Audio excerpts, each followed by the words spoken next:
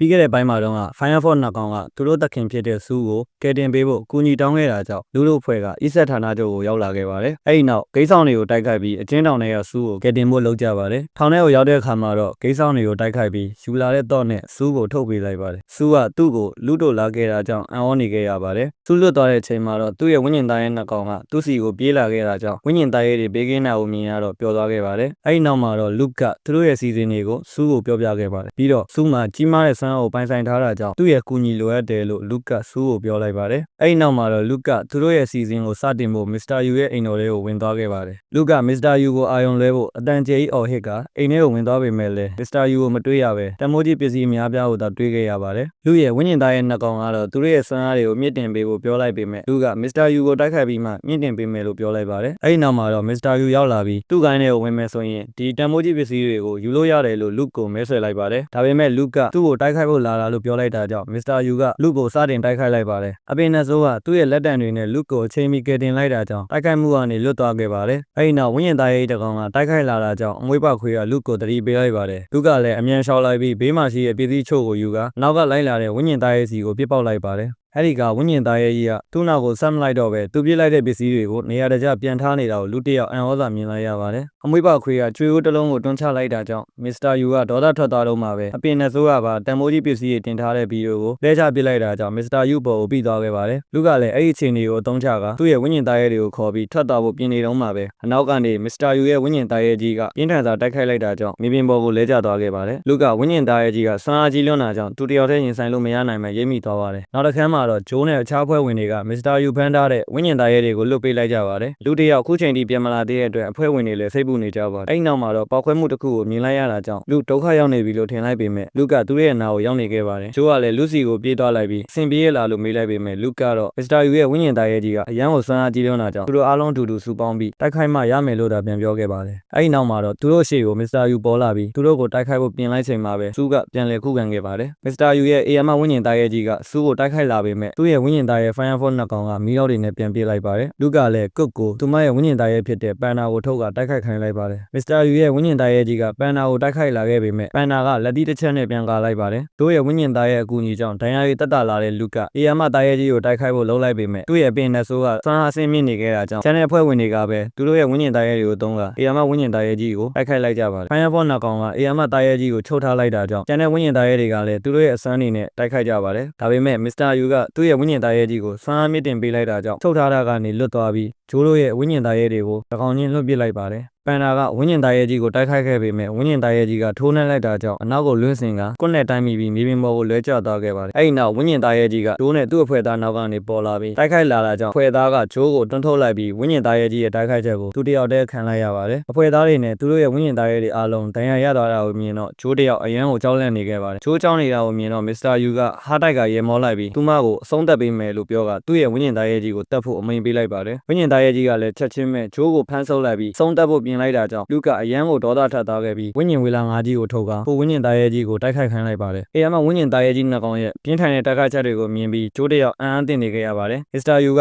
သူ့ရဲ့ဝိညာဉ်သားရဲကြီးကိုအဝေးကနေတိုက်ခိုက်ဖို့အမိန့်ပေးလိုက်တာကြောင့်ဝိညာဉ်သားရဲကြီးကဝေလာငါးကိုခရစ်စတယ်တွေနဲ့ပစ်လိုက်ပါတယ်။ဝေလာငါးကဝင်လာတဲ့ခရစ်စတယ်တွေကိုရှောင်တိန်ခဲ့ပေမဲ့လည်းခရစ်စတယ်တချို့သူ့ကိုထိမှန်သွားခဲ့ပါတယ်။အဲဒီနောက်ဝိညာဉ်သားရဲကြီးကဒဏ်ရာရနေတဲ့ဝေလာငါးကိုတိုက်ခိုက်ကရေပြင်နဲ့ပုတ်တိုက်ပစ်လိုက်ပါတယ်။ဒါပေမဲ့လူကတပည့်မက်ဂျစ်ကိုအသုံးပြုလိုက်ပြီးဝေလာငါးကိုလွတ်မြောက်အောင်လုပ်ပေးလိုက်ပါတယ်။လွတ်သွားတဲ့ဝေလာငါးကဝိညာဉ်သားရဲကြီးကိုပြန်လဲတိုက်ခိုက်လာပါတယ်။ပင်နဆိုးကဝိညာဉ်သားရဲကြီးကိုနွယ်တွေနဲ့ရစ်ပတ်ချုပ်ထားလိုက်ပါတယ်။မစ္စတာယူကထုတ်ခံထားရတဲ့သူ့ရဲ့ဝိညာဉ်သားရဲကိုလွတ်အောင်လုပ်ဖို့ကြိုးစားလိုက်ပေမဲ့လည်းဝေလာငါးကဝိညာဉ်သားရဲကြီးကိုခေါင်းကနေစတင်ဆုပ်ယူနေပြီဖြစ်ပါတယ်။ဒါပေမဲ့မစ္စတာယူကအဆက်မပြတ်ကြိုးစားနေတာကြောင့်ဝိညာဉ်သားရဲကြီးကအပင်နဆိုးရဲ့အချုံနောင်ကနေလွတ်သွားပြီးသူ့လက်သေးတွေကိုဝေလာငါးပိုက်တဲကိုထိုးသွင်းလိုက်ပါတယ်။ဝေလာငါးကအားကုန်သုံးပြီးဆုပ်ယူလိုက်တာကြောင့်ဝိညာဉ်သားရဲကြီးလည်းဝေလာငါးရဲ့ဆုပ်ယူခြင်းကိုခံလိုက်ရပါတယ်။ဒါပေမဲ့ဝိညာဉ်သားရဲကြီးရဲ့အဓိကအစီအနစ်ကတော့ဆုပ်ယူမခံရဘဲအောက်ကိုပြုတ်ကျသွားခဲ့ပါတယ်။ပြုတ်ကျလာတဲ့အစီအနစ်ကိုယူဖို့သူကသူ့ရဲ့ Fire Force နှစ်ကောင်ကိုအမိန့်ပေးလိုက်ပါတယ်။ Fire Force ကလည်းအစီအနစ်ကိုယူလိုက်ချိန်မှာပဲမစ္စတာယူကတိုက်ခိုက်လိုက်တာကြောင့်အဝေးကိုလွင့်သွားကသူ့နဲ့တိုင်းမိပြီးအစီအနစ်ကပြန်ပြုတ်ကျလာခဲ့ပါတယ်။ဝိညာဉ်သားရဲ့ကြီးရဲ့ကြံနေသေးတဲ့အရေးကလည်းအဓိကအစီအနစ်ကိုယူဖို့သွားနေတာကြောင့်လူကသူ့ကိုတားဖို့အမြန်ပြေးသွားခဲ့ပါတယ်။ဒါပေမဲ့အရေးကသူတို့ကိုပြင်းထန်စွာတိုက်ခိုက်လိုက်တာကြောင့်ရေပြင်ပေါ်ကိုလဲကျသွားခဲ့ရပါတယ်။သင်္ကာကိုင်းသားတွေအားလုံးမှောက်နေကြတာကြောင့်မစ္စတာယူကသူနိုင်သားပြီလို့ဆိုကပျော်နေခဲ့ပါတယ်။ဒါပေမဲ့လည်းကောင်မလေးတယောက်ရောက်လာပြီးမစ္စတာယူကိုတိုက်ခိုက်ဖို့ပြင်လိုက်ပါတယ်။မစ္စတာယူကလည်းအဲ့ဒီကောင်မလေးကိုတိုက်ခိုက်ဖို့ကြိုးစားခဲ့ပေမဲ့ထိုမျိုးသမီးကမစ္စတာ ယူရဲ့ထိုးနှက်ချက်တွေကိုရှောင်တိန်ပြီးပြန်သမလိုက်တာကြောင့်မစ္စတာယူနှာခေါင်းသေးထွက်သွားခဲ့ပါတယ်အဲ့ဒီနောက်ပြင်းထန်တဲ့ခံချက်နဲ့တူမစ္စတာယူကိုအမောက်သိပ်ပေးလိုက်ပါတယ်လူကထိုမျိုးသမီးကအရင်ကသူကယ်တင်ပေးခဲ့တဲ့ကောင်မလေးမြန်မှတ်မိသွားပြီးသူ့ကိုကယ်တင်ပေးရတဲ့အတွက်ကျေးဇူးတင်ကြောင်းပြောလိုက်ပေမဲ့ကောင်မလေးကရှက်သွားပြီးထွက်ပြေးသွားခဲ့ပါတယ်အဲ့ဒီနောက်မှာတော့စူးနိုးလာပြီးအိမ်တော်ရဲ့တန်ဖိုးကြီးပစ္စည်းတွေမယူရသေးကြောင်းပြောလာခဲ့ပါတယ်သူကပစ္စည်းတွေရဲ့80%ကိုသူယူမယ်လို့ပြောလိုက်ပါတယ်ဒါကြောင့်လူရဲ့အမွေးပေါက်ခွေးကလည်းသူ့ကိုသေးနဲ့ပန်းလိုက်ပြီးသူဘာပြောလိုက်လဲဆိုတာကိုမမှန်မိအောင်လုပ်လိုက်ပါတယ်ဒါပေမဲ့သူကနောက်တစ်ခေါက်ပစ္စည်းရဲ့90%ကိုယူမယ်လို့ပြောနေသေးတာကြောင့်အမွေးပေါက်ခွေးကလည်းထပ်ပြီးသူ့ဘော်ကိုသေးနဲ့ပန်းလိုက်ပြန်ပါတယ်အမွေးပေါက်ခွေးကသေးနဲ့ပန်းပြီးမေးအောင်ခဏခဏလှုပ်တာကြောင့်သူလည်းခေါင်းတွေကိုက်လာပြီးပစ္စည်းတွေဂိုင်းစီကိုကူတယ်ပြီးရင်အိတ်တော့မယ်လို့လူတို့ကိုပြောလိုက်ပါတယ်အဲဒီနောက်မှာတော့လူကတမ်မနီမီးဘော်လုံးသားရဲကိုမြင်ခဲ့ပြီးသူ့ရဲ့ဝင်းကျင်သားရဲဖြစ်လာအောင်ကြိုးစားလိုက်ပါတယ်တမ်မနီမီးဘော်လုံးသားရဲနဲ့ပေါင်းဆက်လိုက်တဲ့အခါမှာတော့သတိလစ်သွားပြီးမြေပြင်ပေါ်ကိုလဲကျသွားခဲ့ပါတယ်သူသတိရလာတဲ့အချိန်မှာတော့လင်္ကာဝင်းမျိုးကိုပြန်ရောက်နေပြီဖြစ်ပြီးသူ့ရဲ့ဂိုင်းသားတွေကသူသတိရလာတဲ့ဒီဥဆိုင်ပြုစုပေးနေကြတယ်ဆိုတာကိုမြင်လိုက်ရပါတယ်အဖွဲ့သားတွေထွက်သွားတဲ့အခါမှာတော့တမ်မနီမီးဘော်လုံးကိုသူပေါင်းစည်းလိုက်တဲ့အခါတုန်းကမမြင်နိုင်တဲ့စွမ်းအားတစ်ခုကသူ့ကိုတိုက်ခတ်ခဲ့တာကိုပြန်တွေးနေခဲ့ပါတယ်နောက်တစ်ခါမှာတော့ဝေလာငါးကိုစွမ်းအားမြင့်တင်ပေးတာအောင်မြင်လားဆိုတာစစ်ဆေးဖို့လူတစ်ယောက်ဝေလာငါးရဲ့ပါဇက်ထဲကိုဝင်သွားခဲ့ပါတယ်ထဲကိုရောက်တဲ့အခါမှာတော့စွမ်းအားမြင့်တင်တာအောင်မြင်နေပြီးဝေလာငါးကြီးထွားလာတဲ့အမျှအေယာစွမ်းအားလည်းတိုးတက်လာပေမဲ့အချိန်ရဲ့အမြန်နှုန်းကတော့နှေးကွေးနေတဲ့ဆိုတာကိုသူတတိထားမိသွားခဲ့ပါတယ်နောက်ပြီး Randy အကဲဖက်ပြိုင်ပွဲမတိုင်ခင်သူတို့ရဲ့ဝိညာဉ်သားရဲတွေကဝိညာဉ်အဆင့်ထိဖွံ့ဖြိုးတိုးတက်ဖို့လိုတယ်လို့သူစဉ်းစားမိခဲ့ပါတယ်နောက်တစ်ခါမှာတော့လူက